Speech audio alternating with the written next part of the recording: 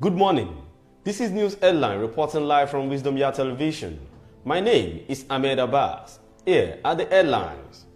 Federal government lines up 140 officials to assess Tinubu's ministers. Super Eagles vow to eliminate indomitable lions in last distinct clash. Outrage as teacher allegedly flogs Lagos pupil to death. Now the news in detail.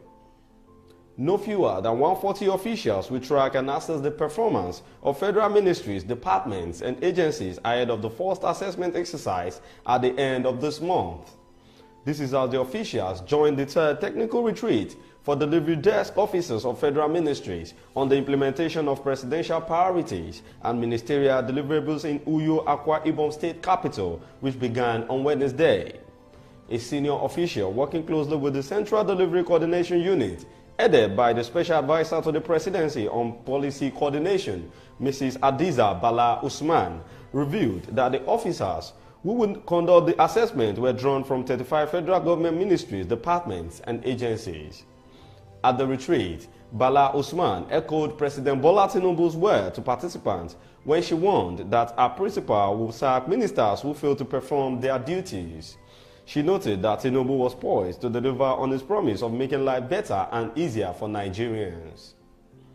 Calling for the total commitment of delivery officers and directors of planning in ministries, Bala Usman said, "We must understand that President is very serious about his promises and the ministers will be assessed and ministers will be dropped if they don't perform."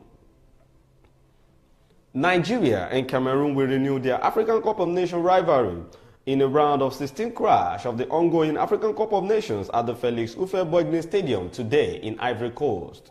The Eagles finished second behind Equatorial Guinea in Group A, while Rigobert Song's men relied on a late 3-2 comeback win against the Gambia to progress behind Senegal in Group C.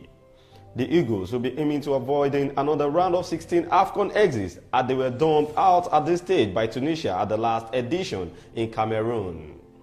And in a bid to reach his first ever AFCON quarterfinal, Joseph Peseiro has hinted that he will maintain the 3-4-3 formation that saw his team edge past both AFCON host Ivory Coast and the Guinea-Bissau by the odd goal. Pandemonium erupted at Araromi Ilogo Secondary School in Okwafon, Lagos, as pupils of the school protested the demise of one of their colleagues who was allegedly flogged to death by a teacher. The incident was said to have occurred on Thursday when the deceased, identified as David Babadikbo, was allegedly flogged by the teacher, whose name was given as Oluwale.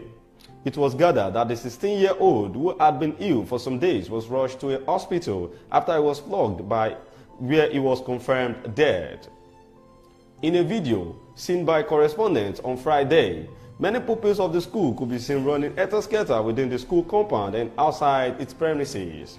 A voice in the background could be heard narrating that the deceased pupil wanted to go out to purchase something when he was allegedly flogged by a teacher, leading to his demise. Commenting on the video, an ex-user, Mama Sassy, wrote, "This is my vicinity. They have started rioting already.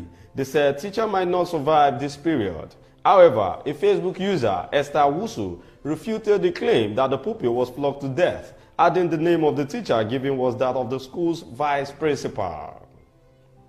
Before the news comes to an end, listen to the headlines once again. Federal government line of 140 officials to assess Tinubu's ministers. Super Eagles vow to eliminate indomitable lions in last 16 clash. Outrage as teacher allegedly flogs Lagos pupil to death. Have a good day. My name is Ahmed Abbas.